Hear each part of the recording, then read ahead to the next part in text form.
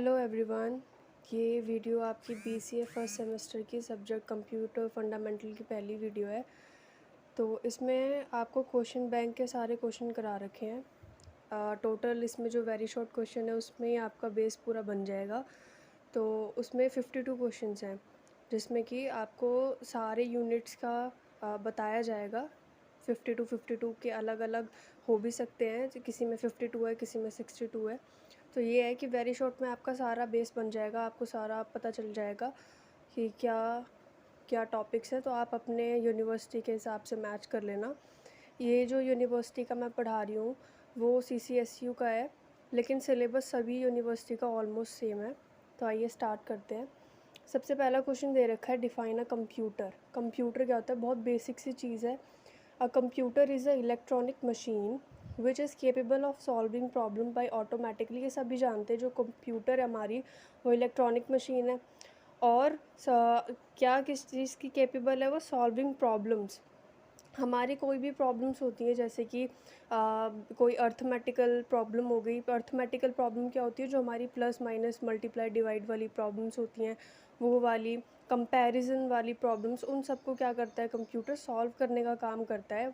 और automatically accepting and storing input data. जो हम अपनी तरफ से इंस्ट्रक्शन देते हैं, जो हम रॉ डेटा देते हैं, उसको वो क्या करता है? एक्सेप्ट करता है कंप्यूटर और उसको स्टोर करता है। फिर क्या करता है? Processing them and producing output result. और क्या करता है? उस जो डेटा हमने उसको दिया है वो उसको प्रोसेस करता है। बाद में उसको प्रोसेस करने के बाद हमको आउटपुट रिजल्ट में देता है। ठीक है। सबसे पहले वो क्या करता है? हम उसको इनपुट देते हैं। क्या देते हैं हम? इनपुट देते हैं। फिर वो क्या करता है? स्टोर करता है अपने पास। ठीक है। फिर प्रोसेस करता है, देन वो आउटपुट निकालता है। ये ऐसा नहीं करना है कि पहले ही आपने आउटपुट निकाल दिया और इनपुट का कुछ पता नहीं है। तो ये सीरीज़ वाइज ऐसे ही चलेगा। पहले इनपुट जाएगा जो हम उसको देंगे, फिर स्टोर होएगा, देन प्रोसेस होएगा, देन उसके बाद आउटपुट आपको रिजल्ट में मिलेगा। ये आपका क्या है? Detailed step by step instruction of a program. अगर हम कोई भी सी प्रोग्राम बनाते हैं तो उसका स्टेप बाय स्टेप प्रोसेस होता है। जैसे कि अभी मैंने बताया, input, storing, processing and then output. ठीक है। तो हमारा सेकंड क्वेश्चन था, write down any 3 limitations of a computer. इसमें हमें कंप्यूटर्स की दो कोई खामियां बतानी है। तो सबसे पहला होता है hardware error which are the genuine computer mistakes.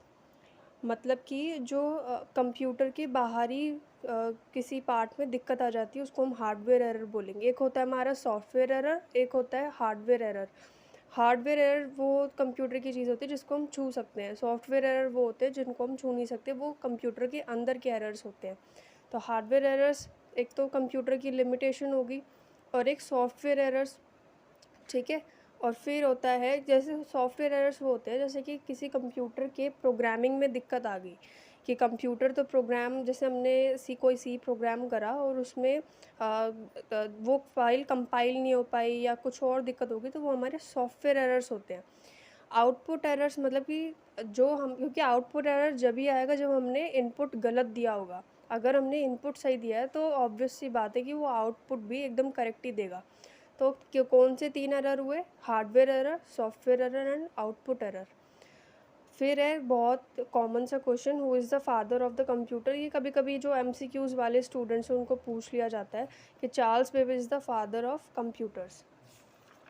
आगे चलते हैं। आई होप आपको सही से दिख रहा हो। What are the 2 features of computer. अब आप कंप्यूटर के फीचर्स बताओ। जैसे हम मोबाइल के फीचर्स देखते हैं ना कि इसका कैमरा कितना अच्छा है या रैम कितनी है या जो भी है, तो ऐसे ही कंप्यूटर के फीचर बताने हैं कोई भी अच्छे से। तो है the facility of changing one instruction to another on the basis of comparison of 2 quantities.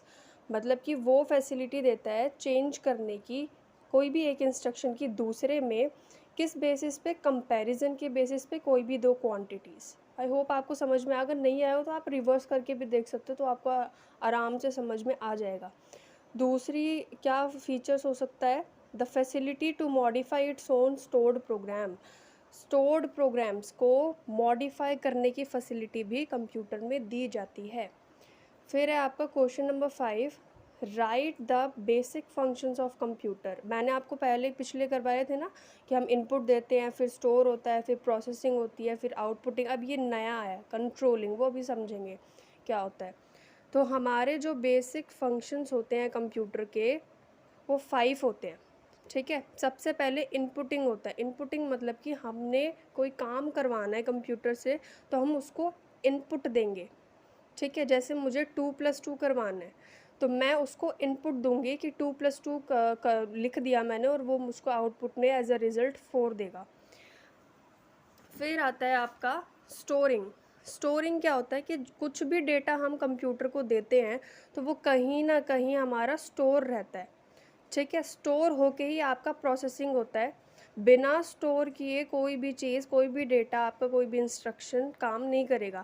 तो पहले आप इनपुट देते हो, देन स्टोरिंग, फिर उसके बाद में प्रोसेसिंग। प्रोसेसिंग मतलब कि वो प्रोसेस करता है। जैसे हम अपना दिमाग लगाते हैं, हमें कोई क्वेश्चन दे दिया मैथ्स का, लेट से 2+2 ही दे दिया, तो हम क्या करते हैं, सबसे पहले हमने इनपुट ले लिया, हम टीचर ने हमको बता दिया कि ये 2+2 तुमको करना है।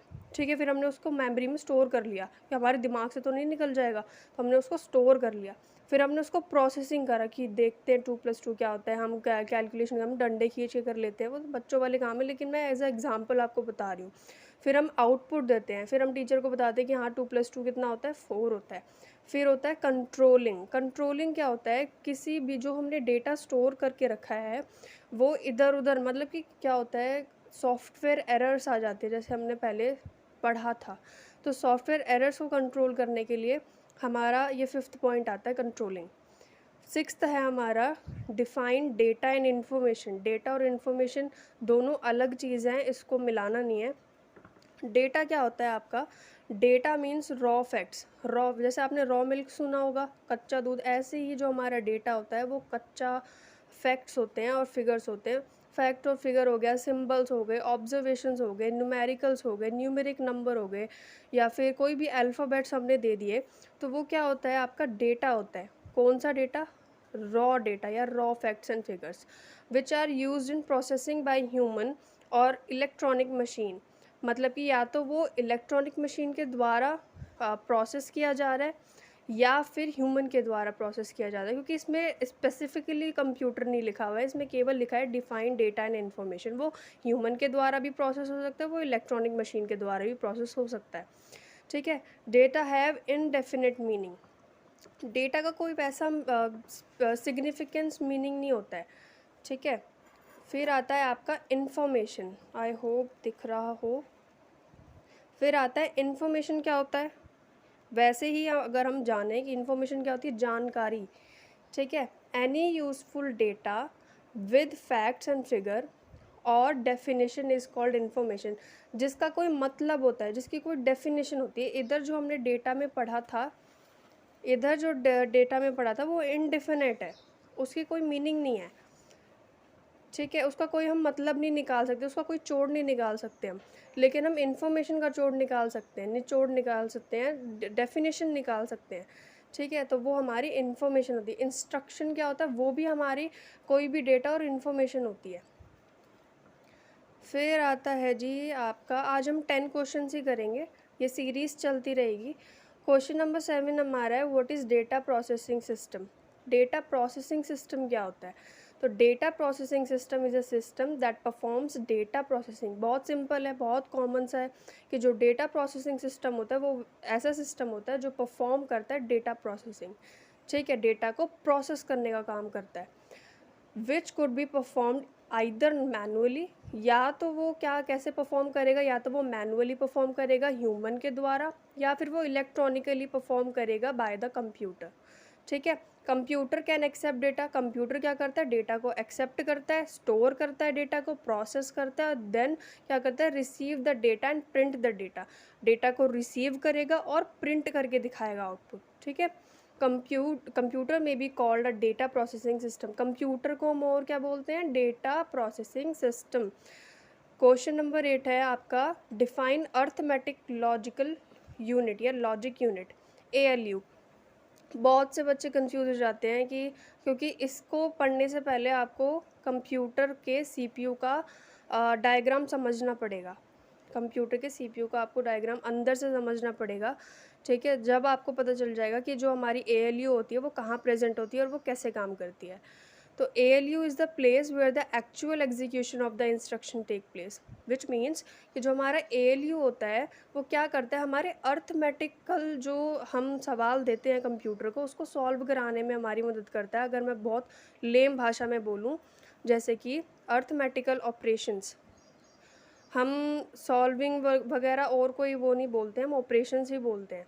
तो 4 बेसिक ऑपरेशंस होते हैं हमारे अर्थमेटिक: ऐड, सब्ट्रैक्ट, मल्टीप्लाई और डिवाइड, ठीक है। ये 4 आपको ध्यान रखने हैं। ये जो 4 हमारे ऑपरेशंस हैं वो हमारे अर्थमेटिकल ऑपरेशंस के अंदर आते हैं, ठीक है। एंड लॉजिकल ऑपरेशंस और कंपैरिजन, मतलब कि जैसे लेस देन इक्वल टू, ठीक है, ग्रेटर देन इक्वल टू या इक्वल टू, ये हमारे क्या होते हैं, कंपैरिजन ऑपरेशंस होते हैं। बस क्वेश्चन नंबर 8 यहीं ख़त्म होता है। क्वेश्चन नंबर 9 पे आते हैं। What do you mean by output unit? ये भी आपको कंप्यूटर के डायग्राम में पढ़ना पड़ेगा, मैं बाद में इसको पोस्ट कर दूँगी तो आपको समझ में आ जाएगा। The output unit supplies information, जो आउटपुट यूनिट होती है वो इन्फॉर्मेशन को सप्लाई करने का काम करती है। अर्थमेटिकल यूनिट क्या करती है, केवल ये 4 ऑपरेशन निभाती है और फिर वो इस वाली यूनिट को पास कर देती है आउटपुट यूनिट को, क्योंकि हमें बंदे को दिखाना है ना कि उसने क्वेश्चन हमसे पूछा है, कंप्यूटर से पूछा है, वो आउटपुट यूनिट दिखाती है। आउटपुट का मतलब ही क्या होता है, रिजल्ट दिखाना। तो output unit supplies information and result of computation to the outside world, हमें आंसर दिखाने का काम करती है, ठीक है। ये सारा कुछ आप देख लेना, मेन आपका पीछे गई था वो मैंने आपको पढ़ा दिया, ठीक है। ये वही सेम क्वेश्चन है। ये आउटपुट यूनिट नहीं आएगा, सॉरी मिस्टेक होगी, इसमें आएगा CPU. What do you mean by central processing unit, ठीक है। तो सीपीयू क्या होता है, आपका brain of the computer system होता है। ये बहुत लेम सा है, बहुत ऑब्वियस है, ये आपने पहले पढ़ा होगा।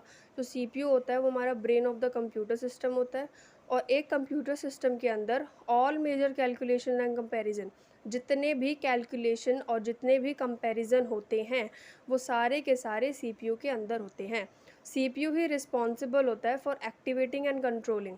मैंने बताया था ना कंट्रोलिंग क्या होता है अभी, एक्टिवेटिंग और कंट्रोलिंग की जिम्मेदारी भी सीपीयू के पास होती है, ठीक है। फिर आता है मेन क्वेश्चन। अब आपका होमवर्क है ये 3 चीज़। आपको एक तो कंप्यूटर का डायग्राम अच्छे से पढ़ना है, क्योंकि वो बहुत बेसिक है और वो पेपर में आ सकता है। तो एक तो arithmetical logical unit, output unit and central processing unit. I hope आपको ये वीडियो अच्छी लगी हो। अगर अच्छी लगी है तो please do like, comment and subscribe to my channel. Thank you very much. मिलते हैं अगली वीडियो में।